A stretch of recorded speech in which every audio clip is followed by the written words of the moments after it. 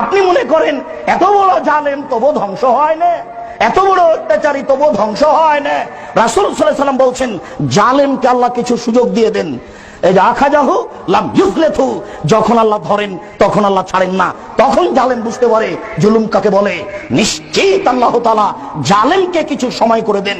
তখন সে মনে করে আমার কিছু হবে না, আমি মানুষের প্রতি যতই জুলুম করি না কেন, আমার অধীনস্থ মানুষের প্রতি যতই আমি অত্যাচার করি না কেন, আমার কিছুই হবে না। কেন? আল্লাহ যা তাকে সুযোগ দিয়েছেন, এই সুযোগে এই ক্ষমতার আশায় সে মানুষের প্রতি নির্যাতন চালিয়ে যায়। যখন আল্লাহ তাকে ধরেন আর তাকে ছাড়েন না, জালেম বুঝতে পারে না জুলুম কাকে বলে। জালেম বুঝতে পারবে জুলুম কাকে বলে বিচারের মাঠে। আবু হুরায়রা রাদিয়াল্লাহু তাআলা আনহু বলেন, রাসূল সাল্লাল্লাহু আলাইহি সাল্লাম বলেছেন, মান কানাত মাজলামাতুন ইনদাহু লিআফিহি মিন ইরজিহি আও মিন শাইইন, দুনিয়াতে যদি কারো কোনো ব্যাপারে অত্যাচার থেকে যায়, ধমকিয়েছে সেটা অত্যাচার, গালি দিয়েছে সেটা অত্যাচার, মানহানি করেছে, সম্মান ধ্বংস করেছে সেটা অত্যাচার, মেরেছে সেটাও অত্যাচার, জমি জায়গা লুটে নিয়েছে সেটা অত্যাচার, মিন ইরজিহি, মান সম্মানের হানি করেছে সেটাও অত্যাচার, কোন জিনিস নিয়ে নিয়েছে সেটা অত্যাচার।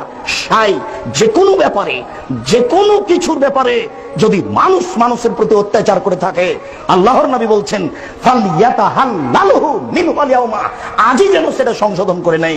এই ছেলে, সেই জন্য আমি তোমাকে বলেছি, দেখো এই বোকামি কাজ করতে গিয়ে, নির্বাচন করতে গিয়ে, আরো কিছু করতে গিয়ে, ধর্মের কাজ করতে গিয়ে কাউকে ধমক দিয়েছো, মুরব্বীকে বলেছো চুপ থাকেন, আপনি কি বুঝেন? এটাও তোমার হয়েছে অত্যাচার, এটাও হয়েছে তোমার নির্যাতন, আজকেই তার কাছে ক্ষমা নিতে হবে। রাসূল সাল্লাল্লাহু আলাইহি ওয়াসাল্লাম বলছেন ফালইয়াতাহাল্লালহু মিনহু আল-ইয়াওমা, আজকেই সমাধান নিতে হবে। ওই দিন আসার পূর্বে আল্লাহ কোনো দিরহাম ওয়ালা দিনার, যেদিন কোনো টাকা থাকবে না, যেদিন কোনো সম্পদ থাকবে না, যেদিন কোনো অর্থ থাকবে না, যেদিন কোনো সম্পদ থাকবে না, সেই দিনের আগে আগে যে কোনো মূল্যে রিকশাওয়ালাকে এক থাপ্পড় মেরে থাকলে তাকে খুঁজে বের করে তার হাত ধরে ক্ষমা নিতে হবে। কারো মান সম্মানের হানি করে থাকলে, কাউকে অপদস্থ অপমান করে থাকলে হাতে হাতে এখনই তার হাত ধরে ক্ষমা নিয়ে সেটা পূরণ করে নিতে হবে। কেন?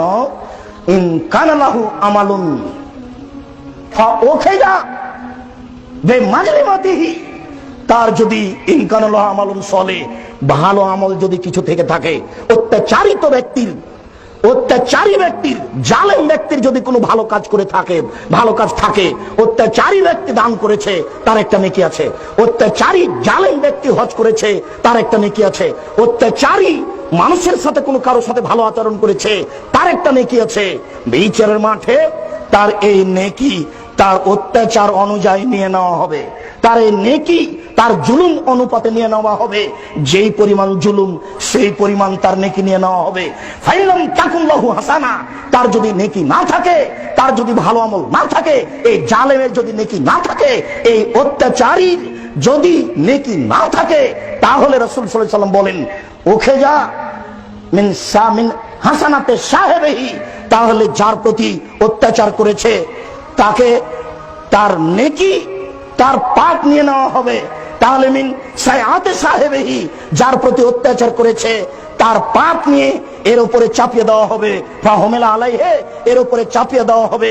যার প্রতি অত্যাচার করেছে ওই ব্যক্তির পাপ নিয়ে এর উপরে চাপিয়ে দেওয়া হবে। জালেম হবে বড় পাপী আর মাজলুম হবে নিষ্পাপ। জালেম হবে বড় পাপী, মাজলুম হবে নিষ্পাপ।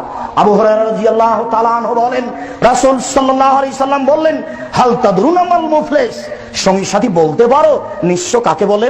সঙ্গী সাথী বলতে পারো? আল্লাহ নবী বলছেন সঙ্গী সাথী বলতে পারো নিঃস্ব কাকে বলে? আল্লাহ নবী বলছেন সঙ্গী সাথী বলতে পারো নিঃস্ব কাকে বলে? কালু মানলা ফিনামলা দেরহামাওয়ালা মাতা, আমরা মনে করি যার টাকা পয়সা নেই সেই হলো নিঃস্ব, আমরা মনে করি যার অর্থ সম্পদ নেই সেই হলো নিঃস্ব, আমরা মনে করি যার টাকা পয়সা নেই সেই হলো নিঃস্ব। তখন আল্লাহ রাসূল বলছেন, শোনো, আল মুফলিসু মিন উম্মতি, আমার উম্মতের সবচেয়ে নিঃস্ব ব্যক্তি সেই, আমার উম্মতের সবচেয়ে নিঃস্ব ব্যক্তি সেই, আমার উম্মতের সবচেয়ে নিঃস্ব ব্যক্তি সেই, ইয়াতি ইয়াউমুল কিয়ামা বিসসালাতিন ওয়া যাকাতিন ওয়া সিয়ামিন, বিচারের মাঠে আসবে আমার সেই উম্মত সালাত নিয়ে, যাকাত নিয়ে, দান নিয়ে। সেই ব্যক্তি উপস্থিত হবে বিচারের মাঠে সালাত নিয়ে, যাকাত নিয়ে, দান নিয়ে। উপস্থিত হওয়ার সাথে সাথে আরো কেউ উপস্থিত হবে, কাদ সাতামা হাজা ওয়া আকালা মালা হাজা অসাফাকা দামা হাজা অজারাবা হাজা, অনেক নেকি সলাতের, অনেক নেকি দানের, অনেক নেকি জাকাতের, ইতিমধ্যে একজন এসে বলবে এ আমার সম্পদ কেড়ে নিয়েছে, আরেকজন এসে বলবে এ আমার মান সম্মানের হানি করেছে, আরেকজন এসে বলবে এ আমাকে অন্যায় ভাবে মেরেছে, আরেকজন এসে বলবে এ আমার রক্ত প্রবাহিত করেছে। তখন বিচার হবে কিভাবে? ও তো বিচারের মাঠে টাকা নাই যে পরিশোধ করা হবে, ও তো বিচারের মাঠে হাত ধরে ক্ষমা হবে না, হাত ধরে ক্ষমা নেওয়া যাবে না, হাত ধরে ক্ষমা নেওয়ার কোনো পথ নেই, টাকাও দেওয়ার কোনো পথ নেই। রাসূল সাল্লাল্লাহু আলাইহি সাল্লাম বললেন ফাইউতা হাজামিন হাসানাতিহি ওয়া হাজামিন হাসানাতিহি, তার নেকি থেকে একে দেওয়া হবে, একে দেওয়া হবে, একে দেওয়া হবে। রিকশাওয়ালা দাঁড়িয়ে গেছে, অধীনস্থ নেতার অধীনে যারা আছে তারা দাঁড়িয়ে গেছে, যার জমি দখল করে নেওয়া হয়েছে সে দাঁড়িয়ে গেছে, সব তো এখন উপস্থিত। কিভাবে দেওয়া হবে? ফাইউতাহাজা ও ফাইউতাহাজা, তাকে দেওয়া হবে এ নেকি, তাকে দেওয়া হবে এ নেকি, তাকে দেওয়া হবে এ নেকি, হাত্তা লাইফ জামা আলাইহে।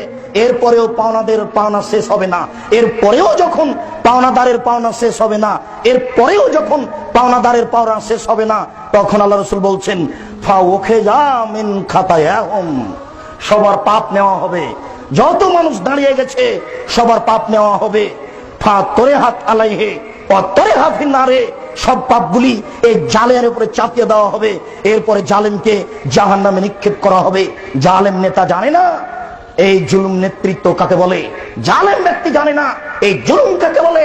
বিচারের মাঠে যখন নেকি দিয়ে বুঝিয়ে দেওয়া হবে, বিচারের মাঠে যখন পাপ নিয়ে হিসাব নিকাশ করা হবে, সেদিন বুঝতে পারবে জুলুম কাকে বলে।